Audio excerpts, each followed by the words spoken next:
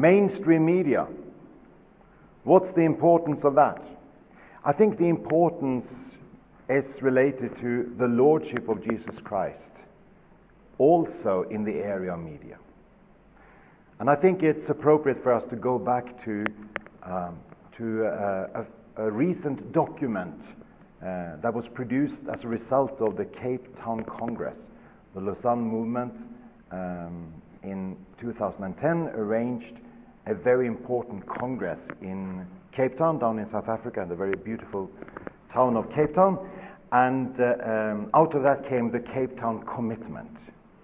And the Cape Town Commitment starts with a foreword saying that the whole Cape Town Congress and the resulting commitment was actually done in order to, was arranged and facilitated and produced in order to challenge the global church to bear witness to Jesus Christ and all his teaching. To bear witness to Jesus Christ and all his teaching. And then it's added 3 dimensions. I do think that's very profound. In every nation, that's the global dimension, moving across borders. And mission should always be related to that, and the Lordship of Christ. To bear witness to Jesus Christ across national, geographical, ethnical, cultural borders. So that's the first dimension. The second dimension is in every sphere of society. That means that we should bear witness to Jesus Christ and all his teaching in every sphere of society. This is really quite significant, and also the whole area of the mainstream media is a highly significant area in society, and it's actually more than an area. It's something that connects and relates to all of society today. So if we are to bear witness to Jesus Christ in every area of society, we do need to take the whole area of media and mainstream media seriously. And then thirdly, to bear witness, the third dimension there, in the realm of ideas. That is, where ideas and worldviews are shaped. So, again, the full quote then from the Cape Town Commitment is, to challenge the global world to bear witness to Jesus Christ and all his teaching in every nation, in every sphere of society, and in the realm of ideas. And where are ideas shaped in today's society? Well, it's shaped in the school system, in the educational system, in the academy, but definitely also in the whole area of media. It is shaped by news media, by documentary media, it is shaped by creative media, entertainment media. So, what is more appropriate than to start with a quote from one very important thinker in the 20th century, Francis Schaeffer, saying, "Despite our constant talk about the Lordship of Christ, we have narrowed its scope to a very small area of reality. We have misunderstood the concept of the Lordship of Christ over the whole of man and the whole of the universe, and have not taken to us the riches that the Bible gives us for ourselves, for our lives, and for our culture." So therefore, there is a calling to us to either enter the mainstream media ourselves, to educate for the mainstream media as I'm involved in personally, or to support and encourage those who are involved in mainstream media. And I think it's appropriate to ask ourselves, why do we need Christians in mainstream media? Why do we need Christian journalists, documentarians, Christians working in creative media and entertainment media? Well, one answer is certainly found in John chapter 17, where Jesus talked about in the world, but not of the world. And he adds, his disciples are to be sent to the world. And for me, the world, as the biblical concept, the world is the closest maybe we come to media in the Bible. So that's a very, I think, a fruitful concept, biblical concept to explore in relationship to media. But also we could could move to a biblical passage such as Matthew 5:13-16 on being salt and light. Jesus calling his disciples, those who are believers in him, to be salt and light. And it's impossible to be salt and light in the world today without also entering the whole world of the media. And it's important then to realize that the whole area of media is about creation. It's about using our created gifts, being talents of that. And here is a quote by Madeleine L'Aigle: "But unless we are creators, we are not fully alive." What do I mean by creators? Not only artists, whose acts of creation are the most obvious ones, of working with paint, of clay or words. Creativity is a way of living life, no matter our vocation or how we earn our living. Creativity is not limited to the arts or having some kind of important career. So it seems to me that being involved in why we need Christians in mainstream media, one reason is we need Christians to be stewards of their artistic talents in the most widest sense of that word. And being involved in the media is definitely an honorable calling, even though I must confess that is not always the way the church has seen or continue to see Christian brothers and sisters being involved in the mainstream media. Unfortunately, sometimes there has been a conflict between Christians involved in Christian media contexts of various kinds and those being involved in mainstream media of various kinds. There are a number of different roles here, and I think it's helpful to try to explore what is involved in this calling. What is involved in the calling, if you think of it from the point of view of the factual media, the media that deals with factual affairs of various kinds, that is, journalists or documentarians? Well, it's definitely a very important aspect is for them to reveal, if we look at it from a Christian point of view, what is the calling, the specific calling from a Christian point of view? It is to reveal neglected facts. There are many facts that are out there that is really remains to be revealed. And that may change the whole understanding of an issue if you find a very important fact in an area or a series of facts.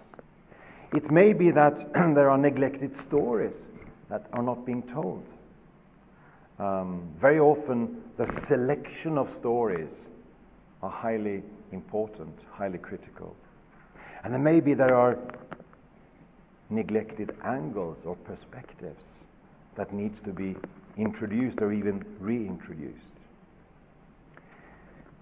The media provides us with scripts for living, scripts for life, for how life is or how life should be. And very often we find ourselves as Christians, without, here's a pen. We find ourselves as Christians with a situation where often we cannot identify with people on the screen. Many Christians have been written out of the scripts. Many Christian values, convictions have been written out of the scripts. And we need to find ways of reintroducing them in professional ways and in creative ways.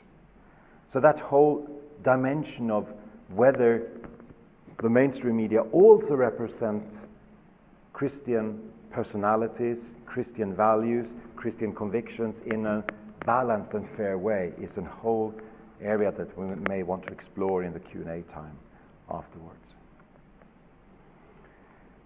We may also add, in terms of creative and entertainment media, that what is their role? If the role of journalists and documentarians is to reveal neglected facts, stories and angles, I would suggest that the role for Christians in the whole area of creative and entertainment media is to imagine new and fresh ways or to present new and fresh ways of imagining Christian truth. New and fresh ways of imagining Christian truth. Think of someone like C.S. Lewis, someone like Tolkien, the enormous impact, global cultural impact. And what did they imagine? New ways. They presented new ways of imagining Christian truth. So we need to pray for new people like that, new persons, and to raise a new generation of people of Christians who engage with courage and with creativity and with professionalism in that whole area. Here is a quote from Philip Ryken. God wants all of the arts to flourish in all the fullness of their artistic potential, so that we may discover the inherent possibility of creation and thereby come to a deeper knowledge of our Creator. There is something deeply meaningful in this whole area. But if Christians are to be in the, function in the mainstream media, they definitely need support. And I think this is a crucial issue that we often have missed out on. Because, to take an example that I'm fairly familiar with, Christian journalists often feel alienated in the workplace, among secular colleagues, and they feel alienated in their church setting, among other church members, because they feel misunderstood in both contexts. So I think we need to draw the attention to this as a worthy calling, and to say this is an equal calling, in view of the priesthood of all believers. We also have the ministry of all believers. That's an implication of the priesthood of all believers. We all have access to God. He gives us a calling. That calling is equal for everyone. It's not equal in terms of roles and functions, but it's equal in terms of value and in terms of significance, ultimately speaking. So we need to really think about how can we support Christians. It's often a difficult place to be as a Christian. It's often a difficult place to be. And I've talked to a number of journalists who actually find it very hard to be Christians, between this tension between the workplace and the church context. And I think that's true for many of the areas, not just the journalists. But we definitely need to encourage Christians who are in the media, to pray for them, to encourage them. And we need to encourage young, talented Christians to enter the world, the whole fascinating and important, significant world of the media. We need young Christians to see this as a calling to be Christian in a professional and appropriate way, not to preach where it's inappropriate, but always to be salt and light in an appropriate and holistic way. We need to disciple Christians in the media. We need to follow them closely. It's such an important area, and the fact of alienation, which we've touched on, both in terms of the professional context and in terms of the church context, really raises so many issues. And it's so easy for Christians in mainstream media just to walk out on their faith, basically. There is also a whole additional dimension in this, and that's the fact that the mainstream media presents a number of roles, possible roles, that should be, that Christians should really use the opportunity to enter. There are platforms for Christians, there are platforms for leaders and evangelists to enter mainstream media and actually to play a very important role.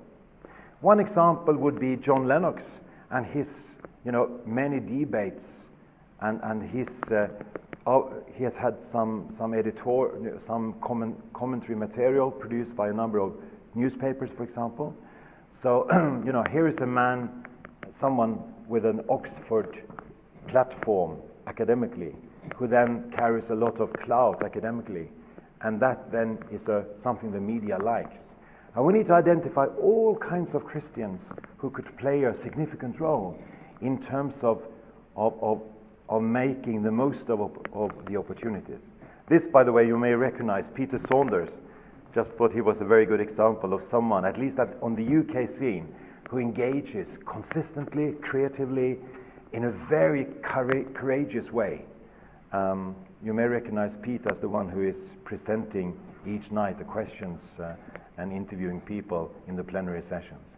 And one of Pete's strengths is that he's actually often turning the tables in each and every context. He has a way of introducing a new way of looking at things, a new fact that actually changes the perspectives. And it's often surprising, and it's often captivating for the audience, and it really turns things around. And I think that's some of our tasks then, if we enter the mainstream media as commentators, as debaters, as maybe as experts in some areas, that we should seek for ways of being surprising, of being, of presenting in unexpected ways, in fresh ways, in new ways. And of course, added to all this is the whole area of the social media, which has to be mentioned. And I think we're just at the beginning of exploring the possibilities of that. And we need to work on that together. There are so many aspects to this. One aspect is of course, that all of us are media producers on the social arena sphere to some extent. If we are on Facebook, if we are on Twitter, if you are using Instagram or whatever, YouTube or whatever, we are actually part of the media scene. And we have a possibility of drawing people's attention, of recommending, of emphasizing, of directing our friends' attention, or those we may influence, directing their attention to key material, sharing what is important for us in ways that wasn't possible before. And we should remember also the possibility of the interactivity that is taking place. Today it's impossible for the mainstream media channels or producers or newspapers. It's impossible not to give the opportunity for feedback, for responses, either via Facebook or via Twitter or via email or whatever it is. And we shouldn't underemphasize the importance of responding, the importance of appreciation, and the importance also of challenging, because these things are taken very seriously by those who make the media messages, produce the media messages. So it's a matter of engaging media. It's a matter of moving into the whole area of media and engaging it whole. And I've just given you the web address to a website which will be relaunched during this year as the hub for the whole of the global Lausanne Media Engagement Network. Last year I was asked to take up the role as senior associate within the Lausanne context to try to connect different media networks, because there are so many things happening, and in the body of Christ we need each other. We need to build bridges across different networks. And it seems to me that this is a real opportunity for us to use the whole world of the mainstream media as an arena to train Christians, encourage Christians, disciple Christians, but also to see where are the arenas for our own engagement, if we are apologists or if we know of apologists, to encourage them and to use social media. If we are to bear witness to Jesus Christ in every nation, in every sphere of society, and in the whole realm of ideas, we cannot neglect the fascinating and complex and engaging world of the media.